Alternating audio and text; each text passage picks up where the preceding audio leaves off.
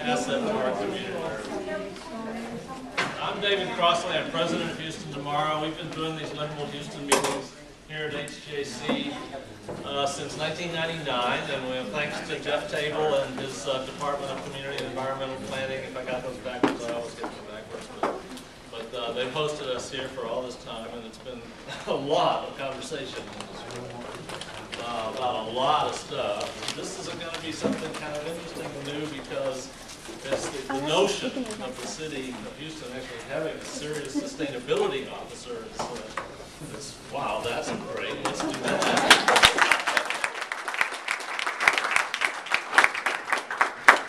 A few quick notes about some other stuff that's coming up. You all may know that the Houston-Galveston Area Council, with a bunch of local governments, is applying for a regional sustainable communities partnership grant from Housing and Urban Development, the EPA, and the Department of Transportation. This is a fabulous new program the federal government's putting out. And there's a possibility of $5 million to come up with a regional plan for sustainability. So if any of you are in groups that would like to be stakeholders in that process, there's a meeting tomorrow at the 5th Ward Multi-Service Center from 9 to noon. And please, the more of you come, the better. That's at 4014 Market Street. Like you get off I-10 at Waco and go around a little bit. It's right there. So that's from 9 to noon.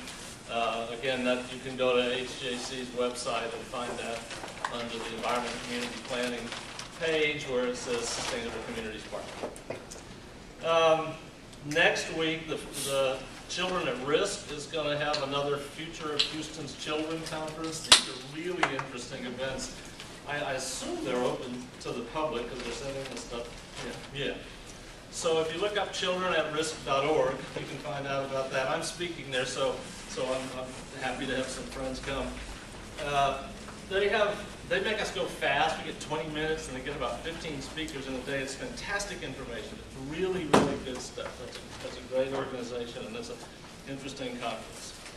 And then finally, the My Houston 2040 group, which is a project of Houston Tomorrow, Citizens Transportation Coalition, and Air Alliance Houston, is a really fun thing where we ask two speakers to come, one to talk about some content matter, and then one to talk about what their vision, personal vision is for Houston in 2040.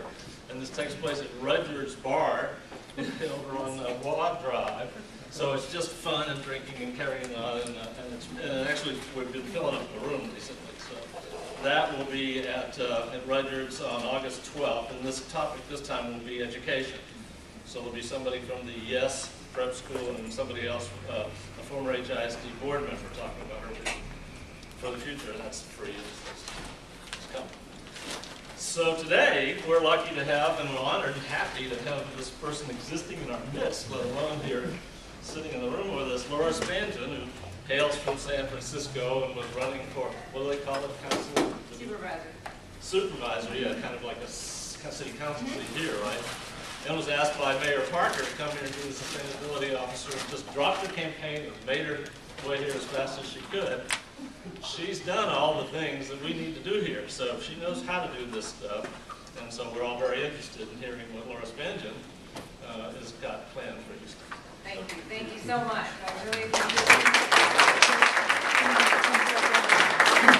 I'm honored to be here, so because I think Houston is actually an amazing city. There's some, you can sit on some tables over here if you want. It's too crowded over there, so. You know, I'm sorry. I'm not really sure that we should be sitting on these tables. I built for them. I think that's more chairs. Thank you. Sorry about that. We have a boss in the room. I forgot about that. Thanks, Jeff.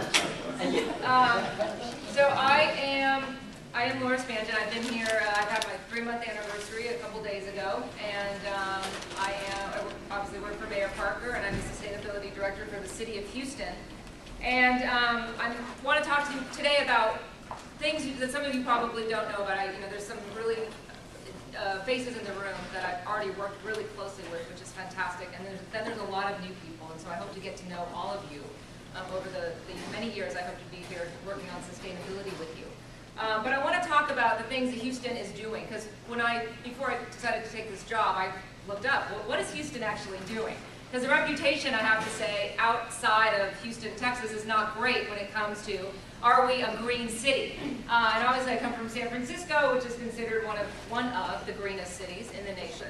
But when I started digging and started reading and started seeing the work that had happened, I was very, very impressed.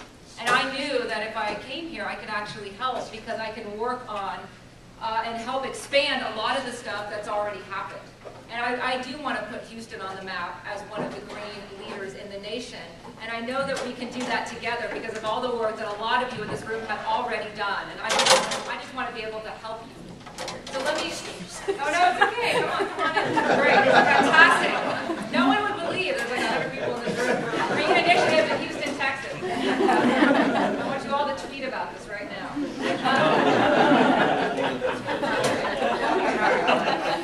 We can exaggerate, you know.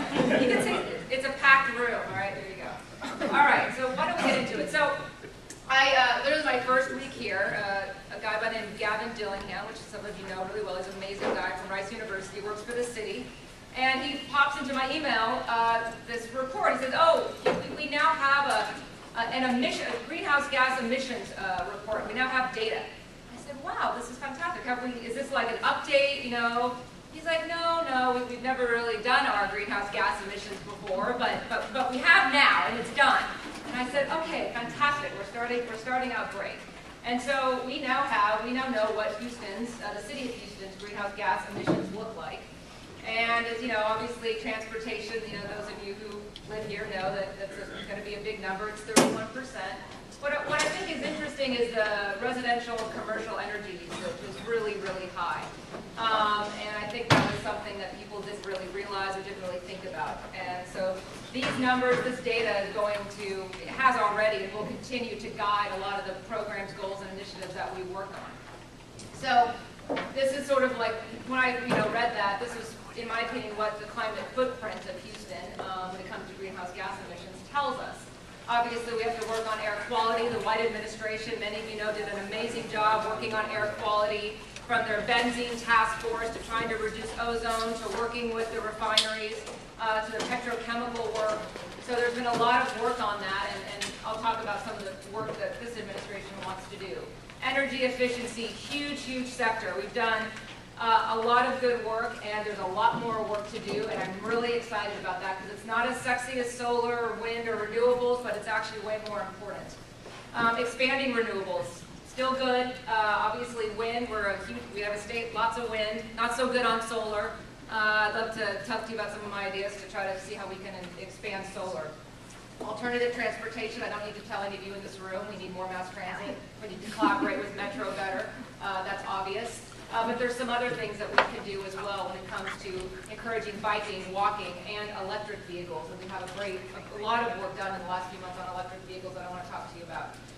Environmental stewardship, obviously you also know that we do not do a good job on recycling, but we actually do a good job on composting. We have one of our yard waste composting program that started in April is actually one of the most unique programs in the nation.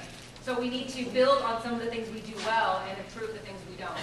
And then of course we need to make sure that city government, we have our house in order, because I can tell you to do something, but if we're not doing it, you're not going to believe us, and we're not going to be credible. So we need to do the things that we talk about, and that's part of the work that I want to do. So we'll just go right into these sort of substantive categories, and I'll start with air quality. So a lot of work, like I said, has been done. The things that we want to do in the future, those of you who follow this work know that all the commissions, including TCEQ, they're all up for sunset next year in the legislative session. So we're really working to provide substantive comments to TCEQ and work with them to see if we can make some significant changes. So our comments, we're actually working on them as we speak, and we're going to send them over to TCEQ next week. Some of the technologies we want to use. We want to use what's known as a mammal. And it moves around, the little truck's right down there. And if we park it in front of a refinery, like we did in front of Shell, things happen, and so that's good. And so we would love to find money for more of them. The dial, that's an amazing technology that there's only, I think, 2 in the world, and they're very, very expensive. I think each dial is like $3 million. And so what happens is they sort of loan it out to cities to be able to use it for like a week or 2. And so we actually did use a dial at a refinery, and we're working on crunching those numbers right now to really, it's really, really helps you understand the point of source emission at a refinery. And those, if we could use dial more often, I think it would help us with our emissions. The next thing I think the Parker administration would like to look at is fence line monitoring. Hasn't really been done a lot in refineries, and if we can really better understand our emissions right at the source, I think it will help us with our policy changes and policy work. And so that's some of our future work that we want to do. I'm going to go now off of air quality and just go right into energy efficiency. Another extremely unique thing that happens here in Houston, which you probably don't know about, is a thing called performance contracting for energy efficiency. We actually, what it is it's you hire an ESCO, let's say like a Siemens or a Schneider. They come in and do an audit of your building. And they say, okay, you can do these 5 things, you're going to generate this amount of savings, and your payback for these things that you do is going to be 6 years. And then after those 6 years, when you pay it back, you get free and clear savings because of your energy reduction. Well, the city of Houston is actually doing these performance contracts, and we're doing them with guaranteed savings. So what's so great is that if Siemens comes in and tells us that you're supposed to save this amount of money, and their technology doesn't actually work, they pay the difference.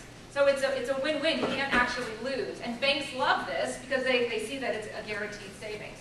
So a huge debate happened at the end of last year around doing performance contracting for our wastewater treatment plants, and it actually passed City Council. It was like one of the last acts of the White administration, and now it's our job to actually get this done. So we have a small project with our Clinton lift station, a $1 million project that's in the works right now.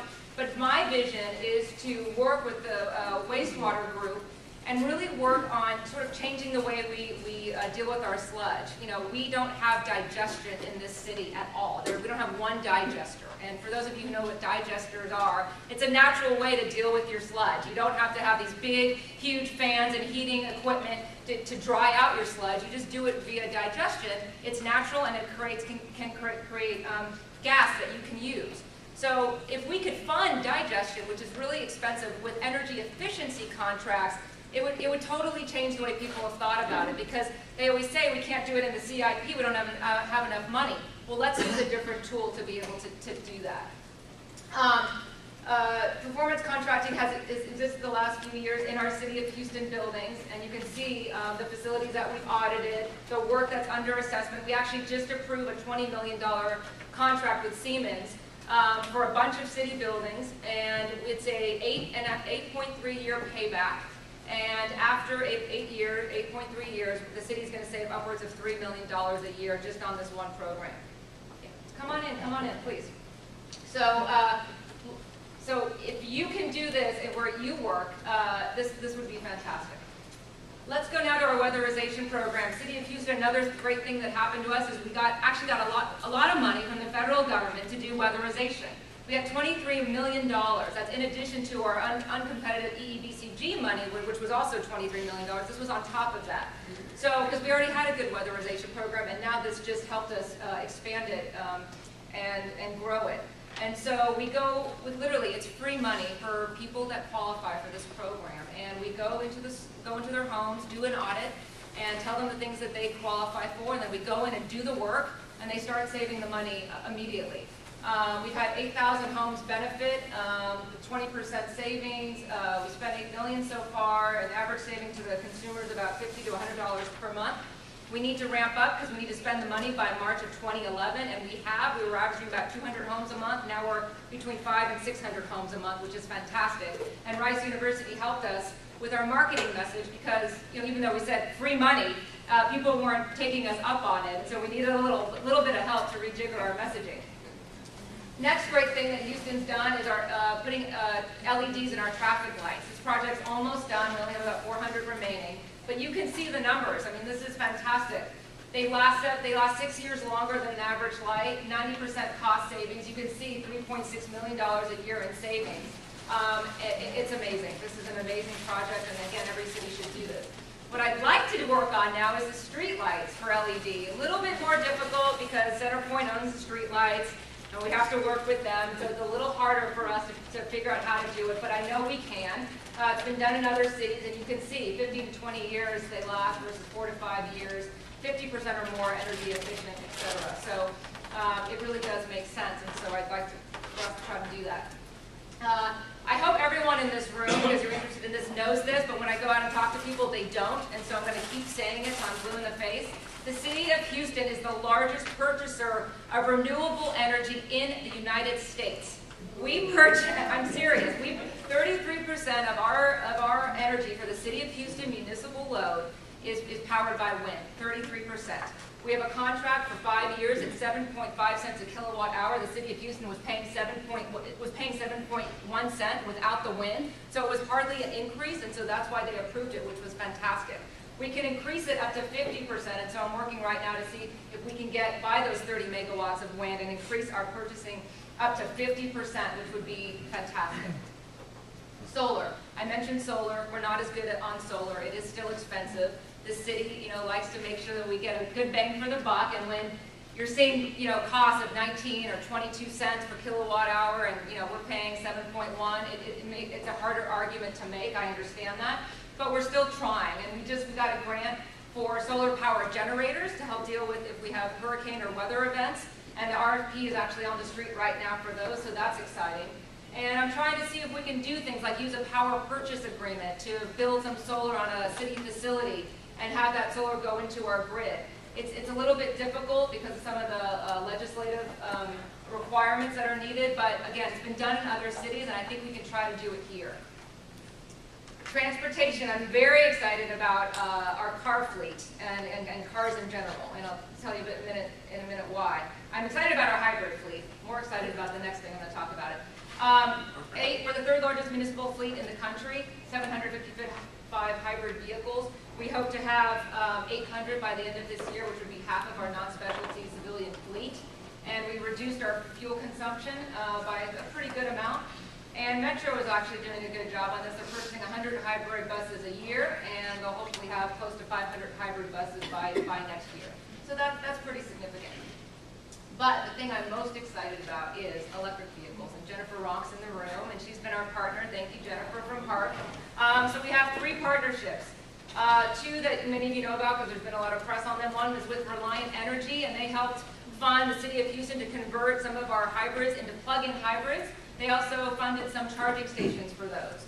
We have a partnership with Nissan Leaf. The Nissan Leaf is hopefully coming out at the end of the year. It's affordable with the $7,500 rebate. That car is going to be about $24,000. That's pretty good.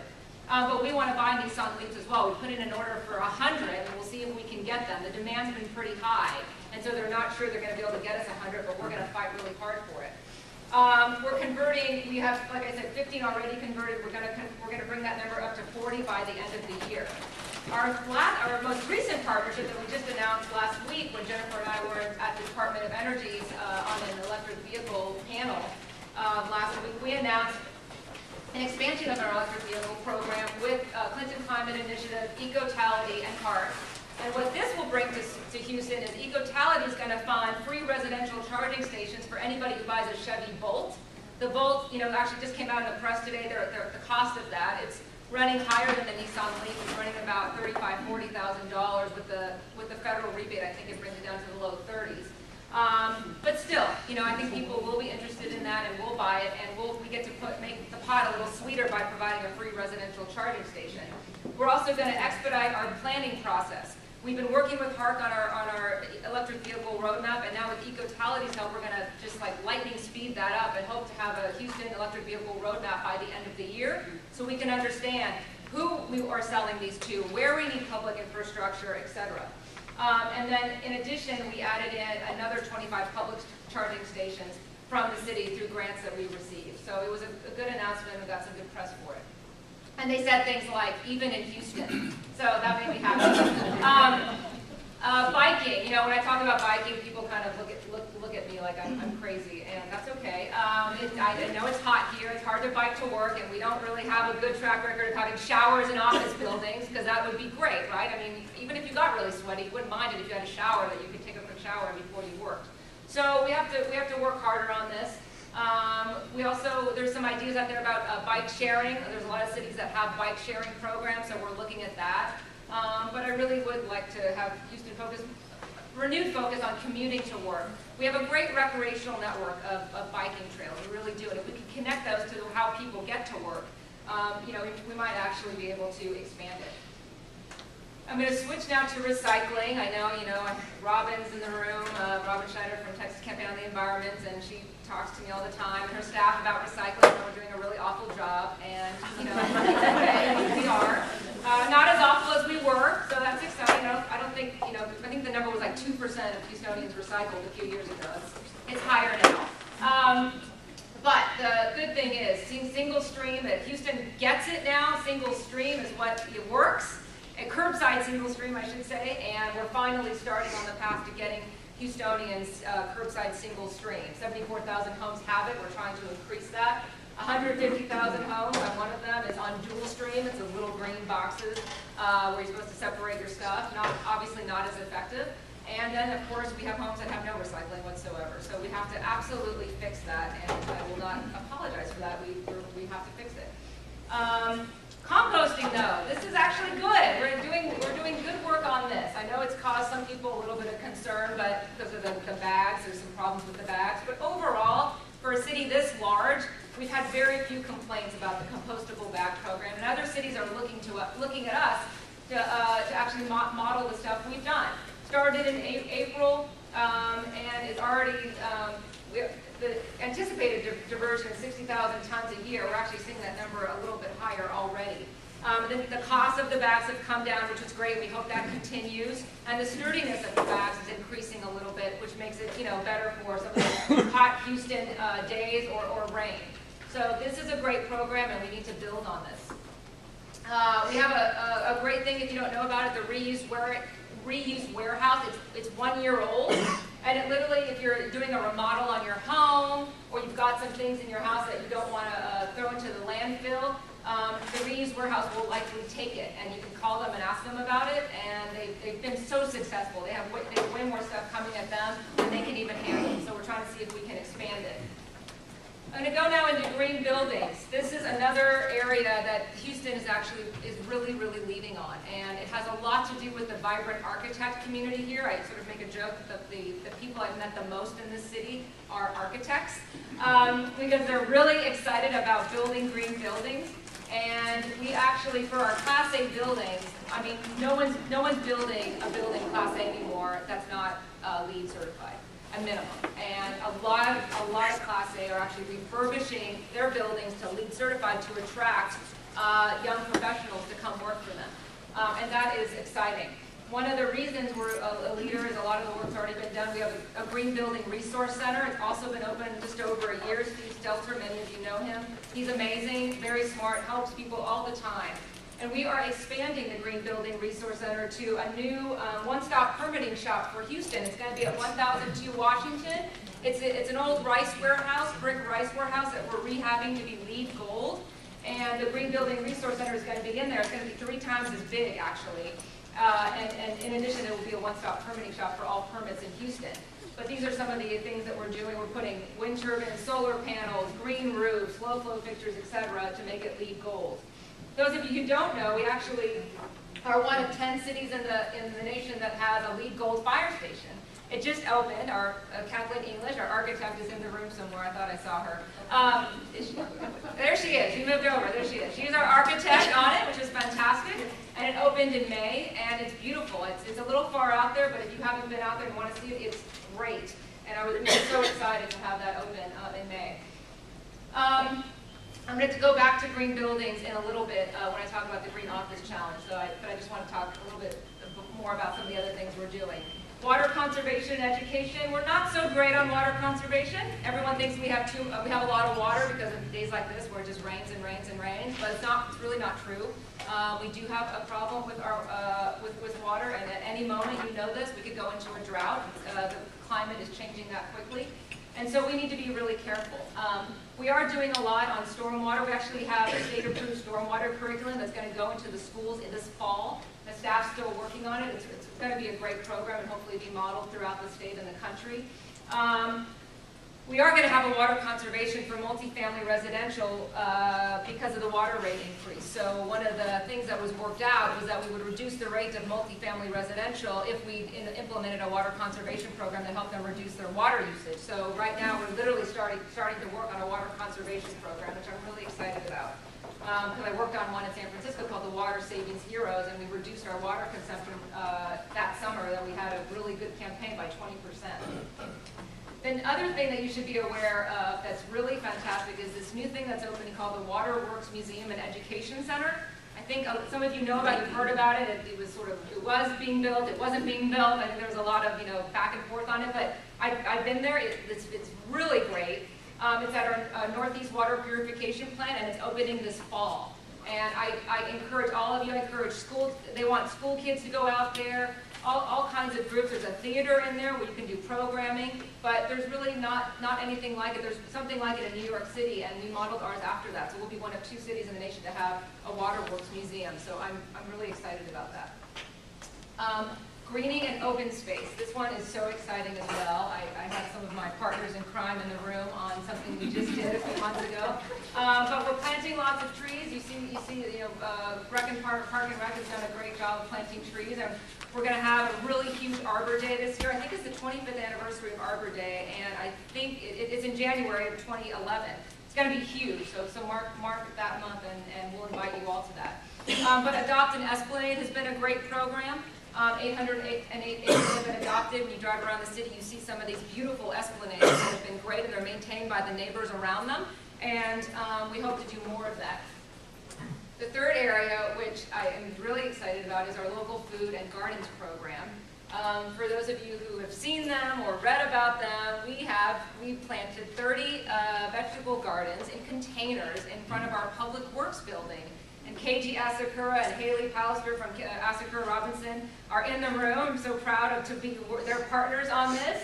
It was KG's idea to do this, and within about a month, we had Keep Houston Beautiful, Urban Harvest, Public Works staff, all excited about this project. And I can't tell you, these were planted on June 4th, and they are thriving. They are fantastic, and the staff run the gardens now. We don't do anything anymore. It is now their gardens. I mean, we even had chefs come out last week and cook with some of the vegetables and herbs that were being grown in the container gardens. And the staff came out and had lunch with the stuff that was growing in their pots. It was fantastic. So I want to build on that. I want to try to have a farmer's market at City Hall on a weekday at lunchtime. We want to plant a larger garden project, either at Tranquility Park or the library. Still trying to figure out where, but somewhere near City Hall. And then we want to work on a Houston sustainable food policy. There's a food policy group. I know Jay Crossley is leading it, and there's a good idea to do a Houston food assessment sort of for the region. And so to feed into that, we'd like to do a Houston sustainable food policy to expand local farmers market, figure out where the food deserts are and try to fix that, and really work on having more vegetable gardens. There's so much land in Houston. Developers aren't developing it right now. If we can create some incentive for them to allow us to have an MOU where we can put a temporary garden, and temporary might be 5 to 10 years, who knows. As you know, lots of these lots sit there for many years. I think that would be fantastic for the community. Grants, we're really active on trying to find money for a lot of these sustainable projects. David talked about the Sustainable Communities Regional Planning Grant. I think it'll be great for Houston, for us to actually submit one of these grants region-wide and really have us work together on it. It's been a hard process because there's a lot of people who want to do this, and corralling all those voices can be difficult, but I think the end product is going to be really great. And as David told you, the public meeting is tomorrow, and I hope to see many of you there 9 to noon. But other things we're doing, we just submitted 3 grants through the Climate Showcase, a green roof demonstration project, money for a green office challenge, and then more money for single stream recycling, because my goodness, we're gonna get recycling in Houston if it kills us.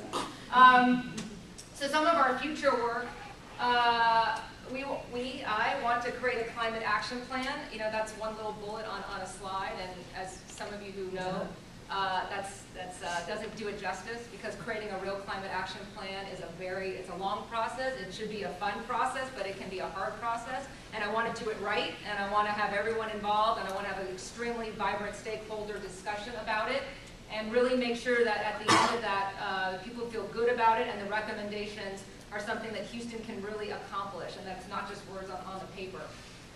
Go green, save green. You know, Houstonians like to know they can save money when they're going green, and so we're trying to create programs that help them do that. Energy efficiency revolving loan program. This is exciting. It actually started because I wanted to, some of you may know there's a program out there called PACE. It's called Property Assessed Clean Energy Loan Program. And the idea behind it is that you could borrow money from the city, let's say for a solar project on your house. Say the project says the solar is $15,000. You borrow money from the city and you pay it back through your property tax. So you pay back a small amount each year, let's say over 15 or 20 years through your property tax. And the interest rate was really low because the idea was that it's a senior lien to your mortgage. So 16 states passed legislation to allow this. Texas was one of them. But it's started to run into lots of problems. And unfortunately, I would say it's dead at the moment. And one of the reasons that Fannie Mae and Freddie Mac, because of all their problems, have said that they don't want this to be a senior lien to any mortgage. And so they've, in essence, killed it. And then there's also been issues on the commercial side. So I found $3 million to try to do a PACE program, but because it's kind of dead at the moment, I'm going to turn that into something else. And we're looking right now at doing a revolving loan program similar to Lone Star. Lone Star gives money to municipal government to do energy efficiency projects. They haven't done it in the private sector, so I'm trying to see if we can do it for a small to medium-sized commercial for energy efficiency programs, and we hope to launch that actually in the fall. The Green Office Challenge I'll talk about in a second. Rain barrel program, rain harvesting. I'm really excited about this. Danielle Fortier is in the room. I don't know there she is, from the Buffalo Bayou Art Park, and we're partnering with her and AIA on a rain barrel, I won't say giveaway, but it's practically a giveaway because they're going to be half the cost.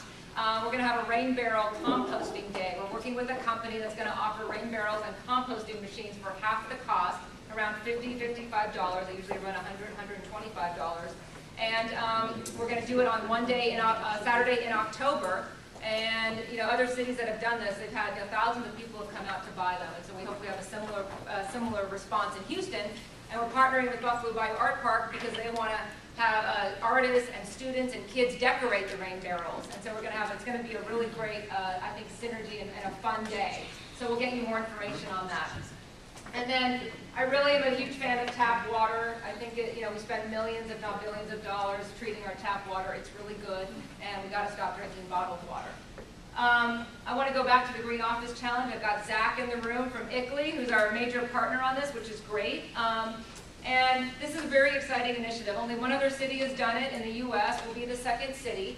And what this is it's a program for tenants and property managers and owners to reduce their energy usage, water usage, and waste, and to also do behavioral changes like double-sided printing and do a commuter survey, a waste survey, and don't buy bottled water in your office, etc. And we've worked with the management districts. The city that did this before was Chicago, and they did it actually building versus building.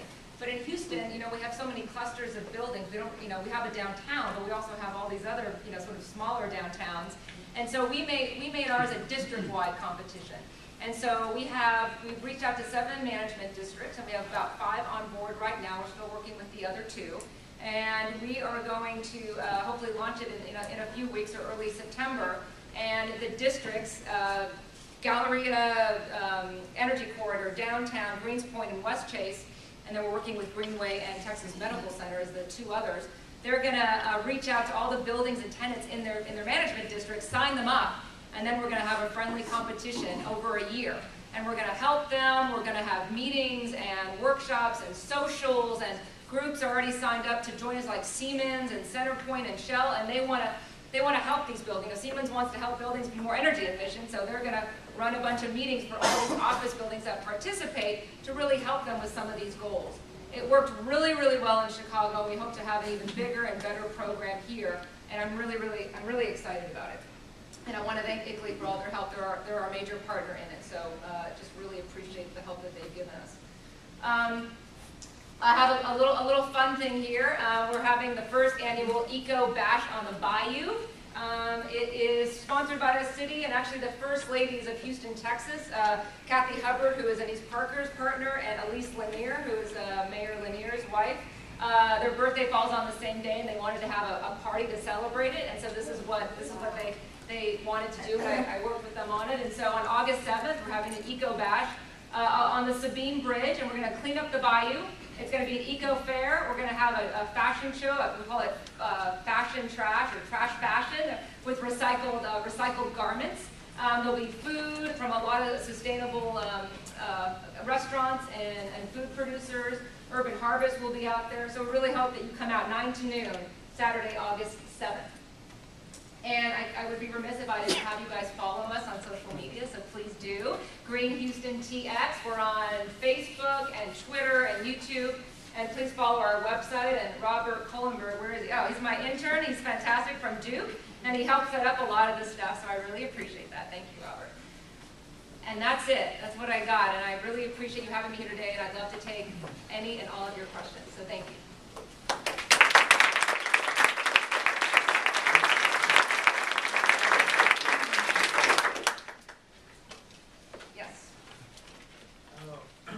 Are you going to be doing anything with apartments? I think we have close to 500,000 apartments in the area.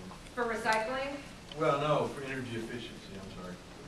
That's a good question. You know, right now the challenge we're doing, the Green Office Challenge, is for offices. The loan program is also for offices. But we're looking at a program that San Antonio is launching where they're offering small loans, like $1,000 for apartment buildings to do energy efficiency work. And so we're seeing if we might either incorporate that into our revolving loan fund or have it be a separate program. So I appreciate you saying that, because we do want to expand it. We're sort of focused on office buildings right now for this year, but we want to ensure that we expand it to residential, if not single family. We might do industry, school districts, etc. Because every time we talk about this stuff, somebody says, hey, what about schools and what about apartment buildings? And so we do want to expand it, but we don't want to do too much at once and not have it be successful. So we want to sort of start with what we think we can handle and then have it grow. But that's a great question. Hey there. You were talking about the bags for green waste in the neighborhoods that we're using now. They do have a lot of problems. And the comment I was going to make, or a question, is we used to have a problem with bagging other kinds of trash. And they came up with the black barrel and then the green barrel. And it's been suggested in the city association to have, say, maybe like a yellow barrel. Yep. That would be totally automated, get rid of all bags, get rid of all problems associated with bags, and the stuff when it comes out of the barrel, it's ready to compost. Completely. You are so right. And the cities that have done this the best have, they have curbside garbage, recycling, and composting pickup. And it's actually 3 bins. It seems like a lot, but it actually isn't. It actually works.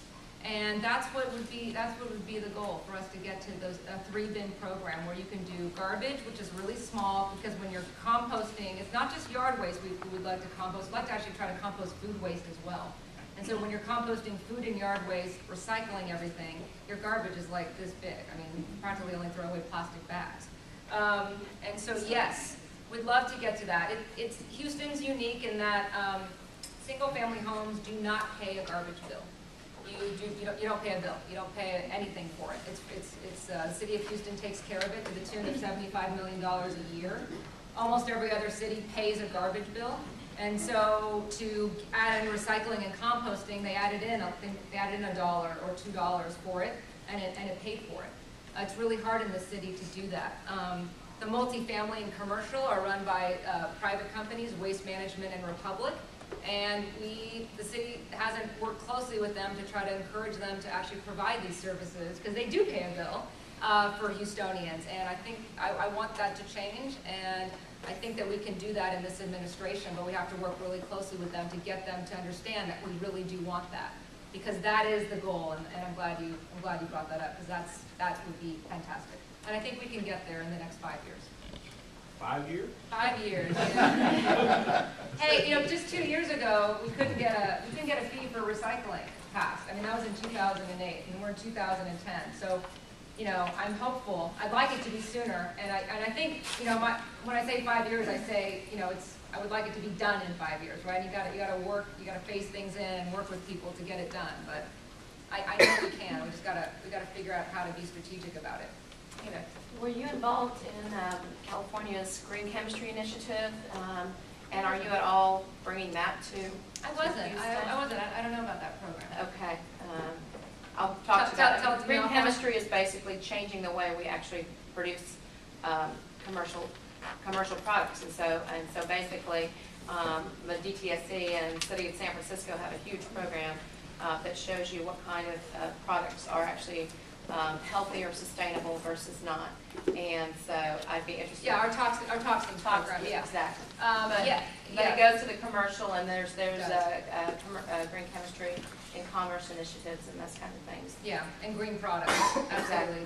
Really would like to work on that. I know it wasn't mentioned in the slides. Some people have just started to talk to me about it.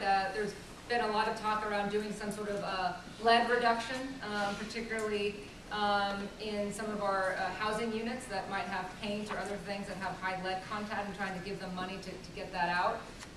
But the green products, it's actually something in the Green Office Challenge. Is one of the criteria is that people, office buildings, really start to look at the purchasing of a lot of their either chemicals for cleaning or some of the furniture or the paint that they use. And so we're going to give them points for buying greener products. And so we're developing that as we speak. So it's not a legislative mandate right now. It's voluntary, but I would really like to work on some sort of green products ordinance.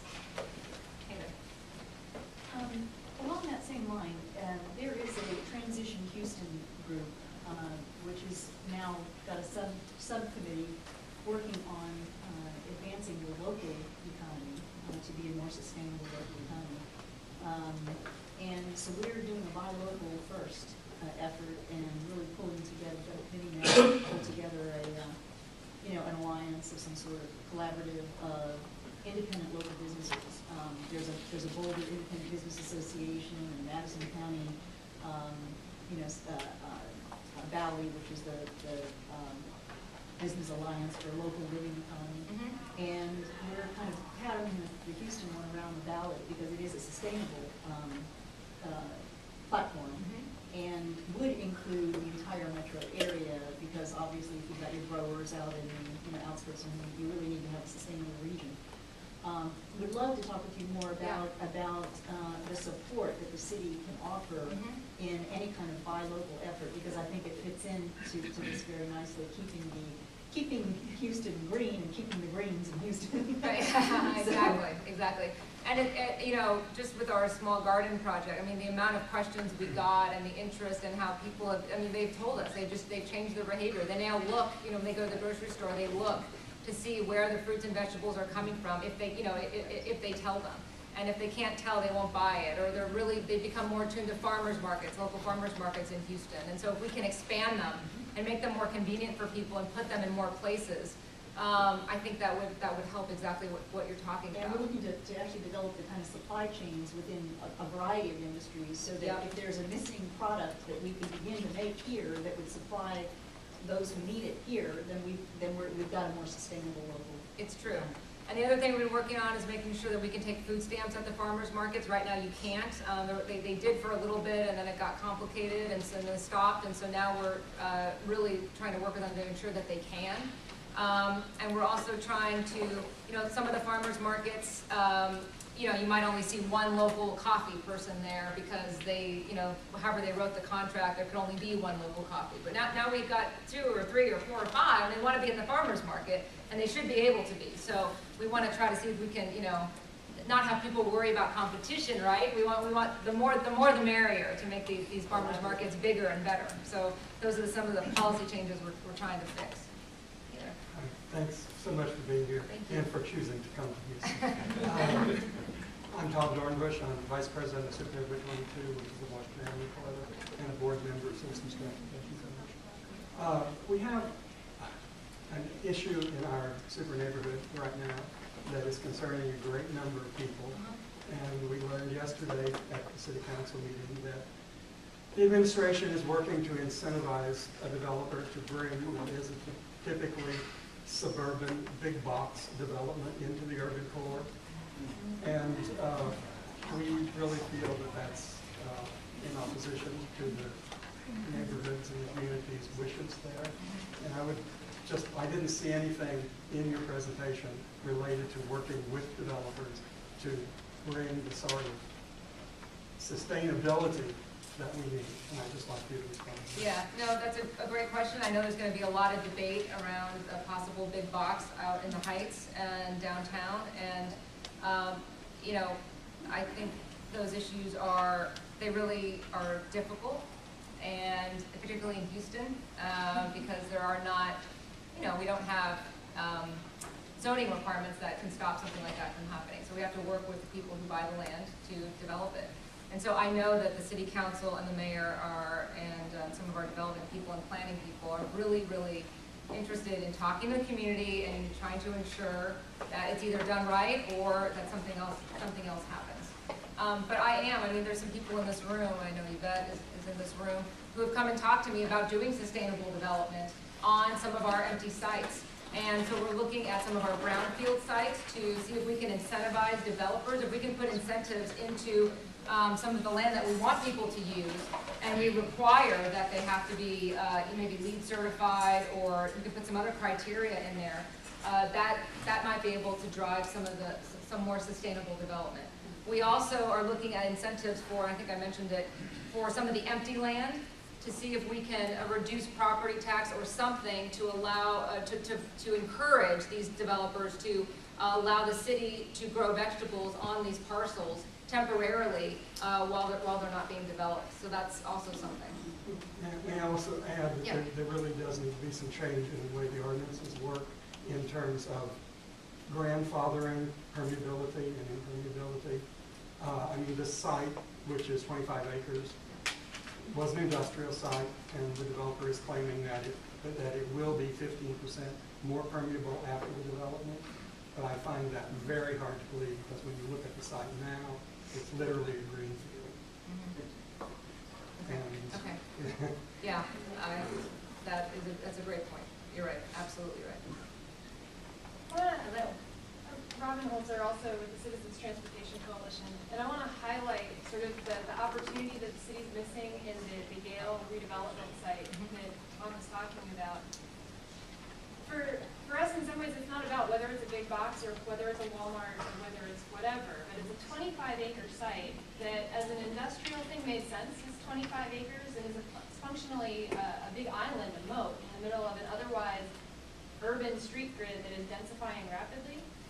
And what we'd love to see is, if the city's going to throw incentives at a developer to redevelop this site, let's also expect them to not just upgrade the drainage, but to reconnect the street grid, to make sure that instead of being a vast 24-acre site, they become walkable block faces.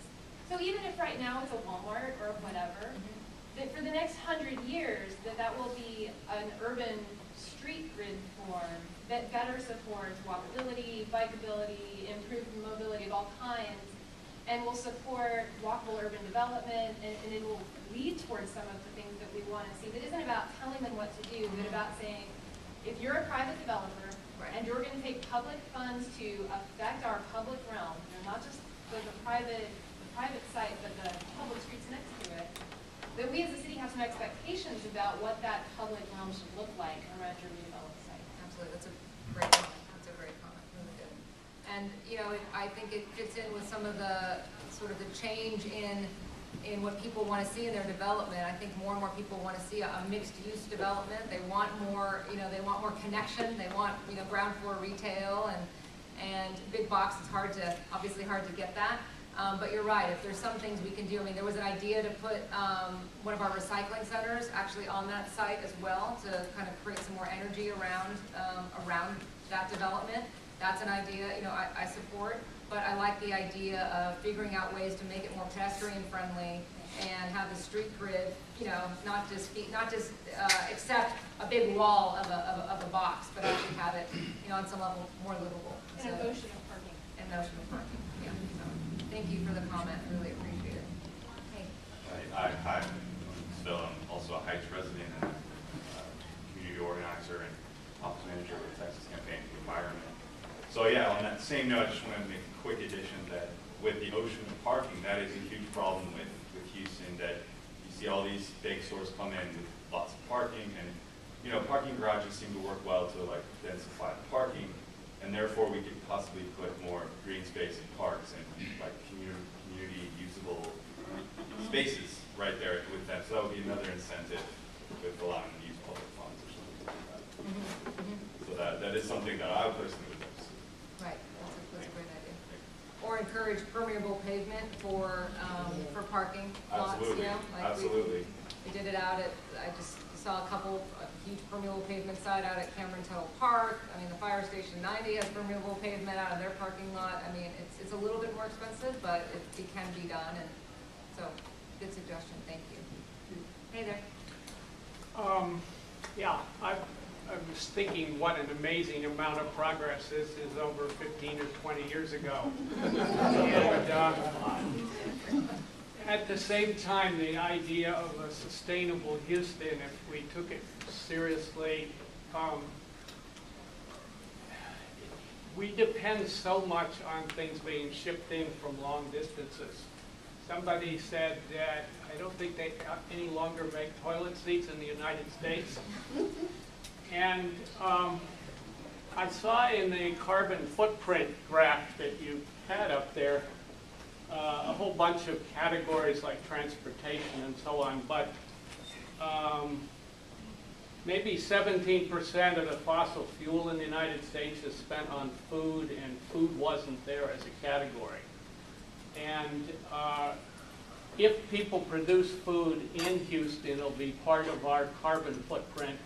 But if they produce it 1,000 miles away, most of that won't be part of the footprint. And so I think somehow at some point we need to start accounting as if the things we bring in here to consume are part of the carbon footprint. Because otherwise there's no way to preferably support what's done here. The EPA's recently done that with both foods and products and reconfigured the graph. So we can put it on the Texas Campaign for the Environment website. You can find it there. But that's a good suggestion to add that into our Houston, when we do an update on it, that's a great suggestion to add that into our data so we can show it graphically. I think it's 16,000 tons of food a day in Metro Houston. Okay. So that's a lot of carbon. That's a lot of carbon. Yeah. In the back. Two questions. Since there's so much money on the sidelines already, and lending is actually not the problem, and interest rates are at near all-time lows, are you concerned about the use of those revolving loan programs? Since banks are readily willing to lend, but it's really a credit problem on the borrower side. Yeah, I mean, a credit problem. Yeah, you're somewhat right. I think that one, our interest rates are going to be really low. Number two, we're going to make sure they're credit worthy. And number three, we want to use guaranteed. We want to use our guaranteed energy savings program that I talked about around the performance contracts. And I think that will sort of be add a sweetener to it. So I also think that people don't think about borrowing money for energy efficiency. You know, part of it's education, right? So if we can market a $3 million revolving loan fund at a really, low interest rate, and we're going to guarantee, you're going to get guaranteed savings, I think that will get people thinking about it differently. And even if they maybe do borrow money, not from our program, but through the bank because we've educated them, that's fine too. I mean, it's only $3 million, to be honest. Go quickly. It can go quickly. I mean, if we're doing small to mid-sized commercial, and our cap, let's say, is 200 grand because we want, real bang for the buck, that money's gonna go real fast. So I Yes. appreciate the comment. I mean, I hope it's successful. The second question was, we looked into rainwater catchment for our house recently, and you can do it for about 40 cents to $2 a gallon, or even more than that. And the rain barrels were the most expensive. They were above $2 a gallon at Whole Foods or at Lowe's or Home Depot or whatever. Even if you cut the price in half, you're still paying 2.5 times more than you could. So are there other options we can bring in? Can we bring in the different, there's like 5 or 6 ways to capture the water, just so that people can have the full spectrum? Educating people about how to kind of do it yourself. Yeah, we will do that, absolutely. We'll have a ton of education around this. But a lot of people, to be honest, having them sort of, giving them information about how to do it themselves, they might not do it. Yeah. They can just literally go buy something that is literally more than half the cost. They're probably way more willing to actually do it. That's true. So that's, but I agree with you. We can do both. We can do both. So we want to just get them in people's hands and have them start actually using them. I'm Kathleen, the director of the SPARK program. Yes, SPARK. Yes, it's and, fantastic. My office is at the City Hall Annex, and I look out on City Hall, and I've always wondered why we couldn't do green roofs. That's a great. Well, you're one. Maybe I'm one step ahead of you, but thank you for the suggestion. So we the sides of City Hall that you're talking about, they would be great for green roofs. The problem is that it's really hard for the public to get to them. There's no real easy access to it. It's kind of complicated to actually get on the sides of the building. And so what I want to do is actually put a green roof on City Hall Annex, which you can see from City Hall, and it's much easier to get the public to do it. So if we can do a demonstration project there and have tons of tours and people come up to look at it, that to me would be a bigger bang for the buck. And I'm already talking to people about some grants to be able to do that. So thank you. I think in California they had an initiative with restaurants and garbage or composting. Yes. And so, what do you think about that? Well, in some cities, in San Francisco, for example, they actually mandated composting for everybody, not just residents, but for commercial buildings and restaurants. It was phased in. It was voluntary for a number of years, and then it became mandatory in October. And because it was phased in, and David and I talked about how do you actually get people to do some of these things, and voluntary programs that then phase into mandatory, at least in my experience, really worked. Because other people saw people doing it, there were success stories, people told them how it didn't cost that much money, etc. And so people kind of got used to it and could figure it out, and they had time. A lot of these businesses and restaurants say they just need time to plan ahead so they know what's coming. And so that's what I'd like to try to figure out how to do. We can do that, the other programs we did that on were banning styrofoam for takeout. So all restaurants that had takeout, they could not use styrofoam anymore. And again, it was voluntary, and then it was phased into mandatory. And then the third program was plastic bags. So all grocery stores, again, it was voluntary and phased into mandatory, that these grocery stores could not actually give away a plastic bag. So if we can try to do that in Houston, I know it's a different culture here, but I'd love to. Don't laugh. The one thing San Francisco couldn't do, we couldn't ban plastic water bottles. We can't put or bottled water. We did it in city government. We were spending a ton of money on it, which was ludicrous, and so we banned it in city government, which was great. City of Houston, I did an audit, and we're hardly spending any money. I mean, it's like this teeny amount. So I still want to sort of officially ban it, but we're not hardly spending any money on it. But it's hard. Again, it's harder to get the private sector to do some of these things. But I know that we can do it. We try hard to do it. So I think the most dangerous, largest unsustainable project in our region is the Grand Parkway, which you must have heard of. And that the city of Houston has consistently supported that, even though it's totally outside the city and it's partly designed to take the tax base away from the city. So I would just ask the question, and ask you to ask the question, why does the city support something that's so damaging to the city and to the whole region? Good question.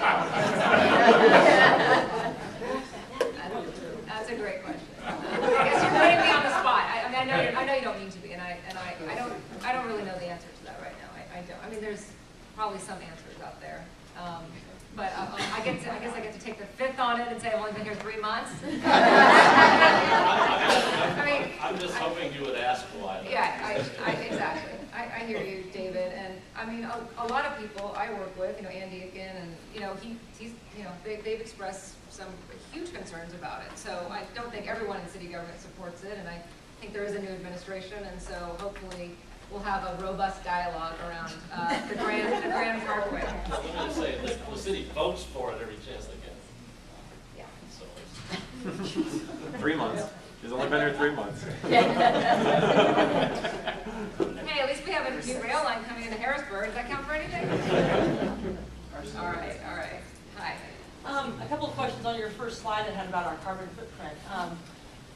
First of all, the waste part was like 10%, and I was curious if that's just landfill, and I thought, is there gas capture, or what does that mean, waste? And secondly, the energy use. I know there's this proposed White Stallion coal plant that's going in Matagorda County, and would that go toward increasing our carbon footprint, and does the city have any stance on that? You're talking about the White Stallion coal refinery in Matagorda County. So that chart was just for the city of Houston. So to be honest, there's only 2 refineries that actually exist in the city of Houston.